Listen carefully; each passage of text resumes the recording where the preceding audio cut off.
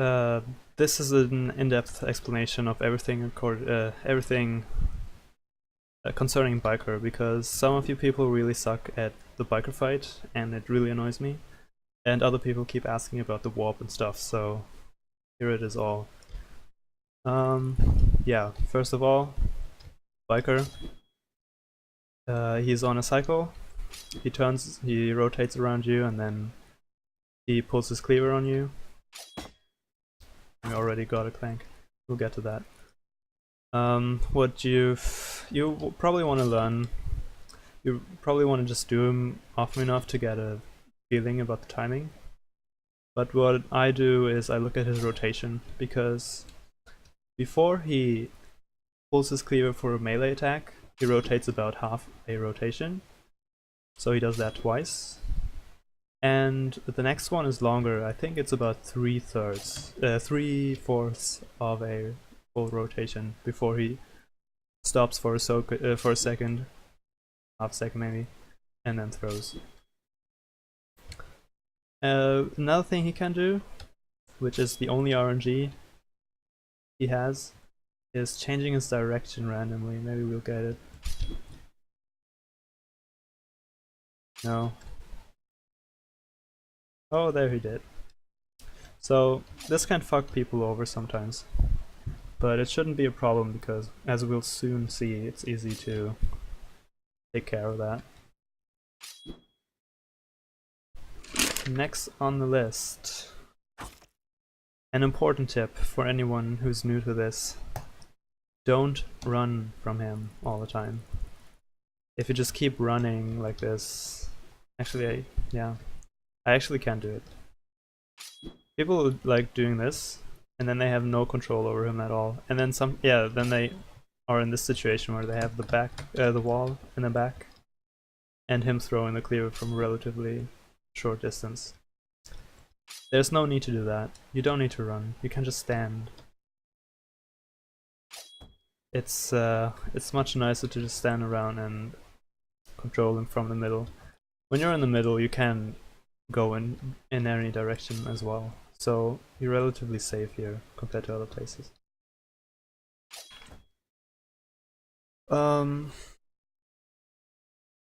So instead of having him have his way, what you can do is manipulate him and make him do what you want to have him do. So first of all, you can take the golf club easily. You just walk over there and take it, like no problem. I see some people wait for him for the first cycle to go, like for his first hit to be over, and then they get it. There's no point to that because it's so easy to get it. You can't just send, it doesn't come close. Except if you come too close to him, yeah, then he'll eventually hit you. If you have a faster mask, then Richard, this can sort of become a problem. Richard can't really get that close to him real quick. But yeah, but the manipulation, just by moving, he will react to that. As you can see, I can keep him on the top part of me, and now, if I want, I can keep him here at the bottom. Because if he's rotating up and I press down, he changes direction. If he's rotating, it's hard to get a good timing for this to explain it at the same time. He's going left and I go right, well then he'll follow suit. So he'll change directions like that easily. And yeah, you can use that to keep him in place. Like, we'll just keep him there where he is right now, and then obviously I have to move when he pulls his cleaver, and that was too late. It's easier with the faster masks. You have a lot more leeway in your reaction time. That's why I'm doing it with Richard here, just to show that it's easily doable if you're concentrating. So this is what you want to be practicing a bit, just playing around with him, seeing how you can make him stay or move, perhaps. The end game here is obviously to have him throw in very specific places, and the very specific place is the door. Because obviously you're going to leave through the door, so you might as well hit him here and walk straight out, instead of throwing him in this corner right there and having moved through the whole room. Whoop. So I think the simplest thing I can simplest overall technique for this you should do is just keep him on the bottom like this. Keep him sort of in the middle. You can stay on this blue line perhaps. It's not what I do, so I'm kind of struggling with it right now. Please, biker. This is awful. Yeah, can we do this? We can. We can keep him there. And then have him throw at the door like this. Timing's not that good. Oh yeah, you can move towards him to move him in the direction that he is in, or to move him backwards. That's no problem. You can move him anywhere. Just don't, if you're Brandon, don't walk too fast into him, or he'll hit you.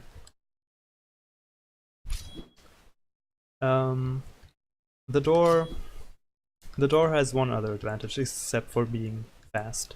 It's 100% safe.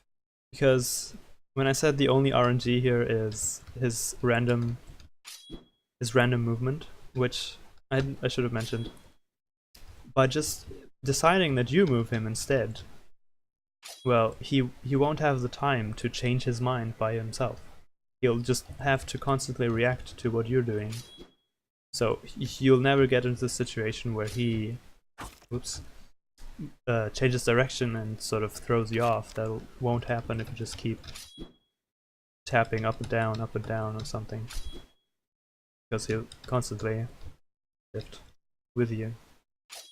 Another thing, you don't need to go back and forth. You could do this thing, sort of swing him all over the room. I wouldn't recommend it, because you know, you might land anywhere in the room. I don't know, maybe it works out for you. You can try anything really. As long as you end up with a throw at the door, it's fine. So yeah, the door is safe, much safer than the rest of the room because of clanks. We already had a clank before. The clanks were introduced because the developers knew you could get biker stuck in geometry. And the most aggravating of those possibilities is the knife just going straight into a wall so deep that biker, by picking up the knife, he gets stuck in the wall. This can happen because sometimes you can see the knife, it's stuck on the wall, but a few pixels from it, like not quite touching even the wall. It's just floating right in front of the wall. And at other times, did you see this? You could just fit a fucking baby's head there. And then other times, it'll just penetrate right into the wall really deep, and biker would get stuck. What's the problem with that? Well, first of all, it's awkward for a game dev if their characters get stuck in there.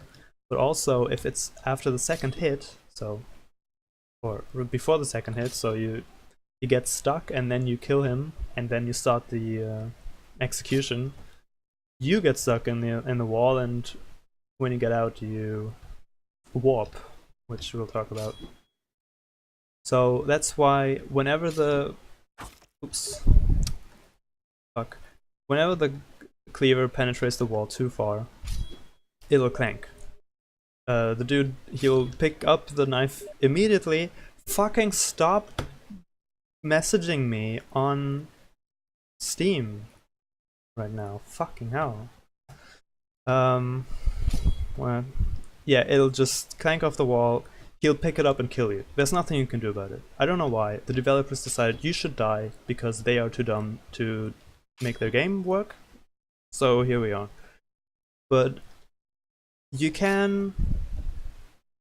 Actually, it's another RNG that you can get rid of, because it can only penetrate the wall that far if he throws straight at it.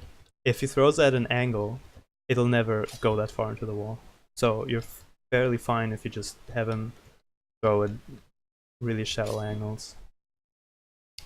There are other places though where it's 100% a clank.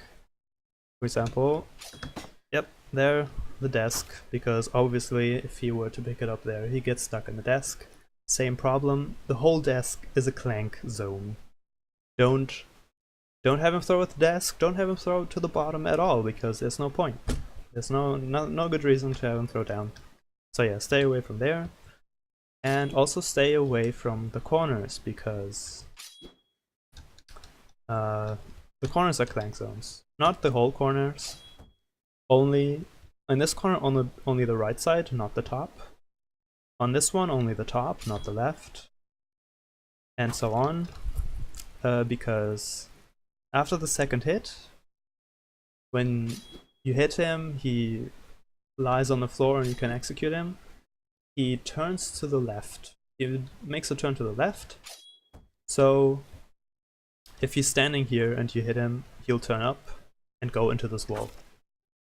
If you were to do the same, if he's facing this wall up, well, he will turn left into nothing, and that's fine. That's why half of each corner is a clank zone. Don't have him throw into the corners.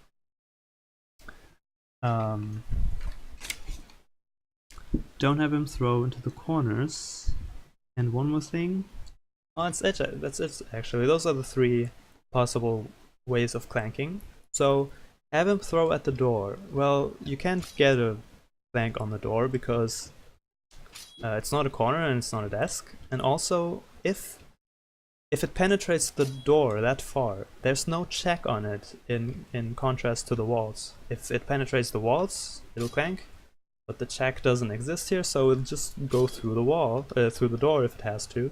Sometimes you can get him go so far through the door that he plops out on the other side, and then he'll just roam around the hallway instead of inside the room. It's funny, but that wouldn't be good for a run. It doesn't happen often anyway.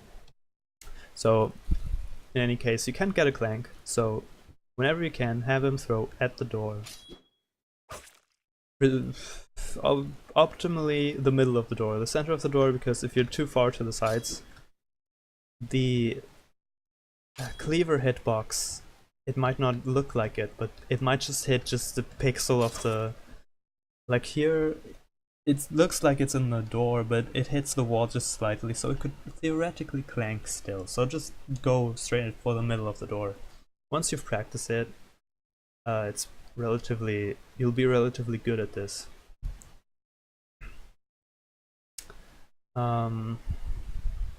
Now, what I do to not ever get into the situation of testing my skill, I just have a little dance I do. No one does it, but I'm gonna show it to you anyway, because I think everyone should do it. And yeah, here we go. I take this thing. Since I know how much he rotates, I can sort of wait for him to rotate to the other side. I'd go over, and after the second one I dance around with him here a bit and do this. And then he'll go to the left. I'll set him up so he's on the left again as he was before, and here he'll be on the right. Dance around with him a bit for him to stay on the bottom.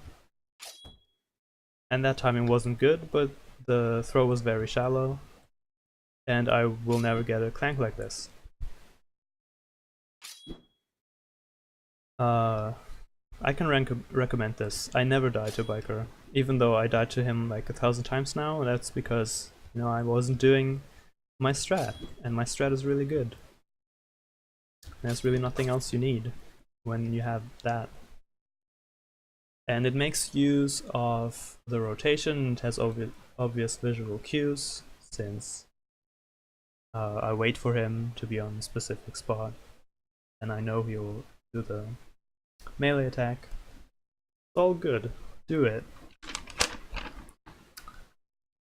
two more things left to mention. The biker warp and the easy money strat. Well, I wish I could guarantee this happening right now. So I said you don't get a clank on the door. What you can get instead is him stuck in the door. For which I need to die again. So if you get him stuck really far in the door before the first hit, or on the first cycle, you have multiple ways of dealing with it. Oh yeah, this is good. Look at this. So this is a really good setup for two things, one of which is the easy money strat. And I'm gonna show you this first. The other thing is the warp, so we'll come back to that later. I'll probably have to cut this video here, and I don't want to do it though. That takes like 1,000 hours. I'll just show you this now. This is the easy money strat. If he's stuck in the door, you just hug the top wall like this. Okay, it looks dangerous because he'll throw straight at you, but no. He was really far in the door. So the further in the door he is, the faster or the earlier the cleaver will get stuck. So when he's really far in, you can go like up here and then immediately get the hit on him. Whereas if he's just slightly in the door, you want to stay further away. It might land all the way over here before it gets stuck, but it will get stuck. Just hug the top wall, maybe go into the corner if you're unsure. It's the easy money, so it's fast because it gets stuck really quickly in the wall, and you're relatively close to the door.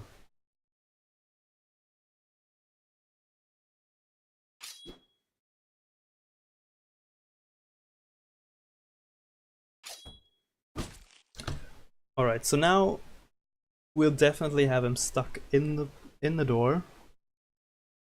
And I have to pause here because to explain things. Anyway, I talked about the clank zone in the corner earlier, which was supposed to keep you from getting him stuck in the wall and warping out of that. But they didn't quite make it large enough. There is a tiny strip where if you have him throw the cleaver right there, he will still make it into the wall, and you can, by executing him, also land in the wall and then warp around.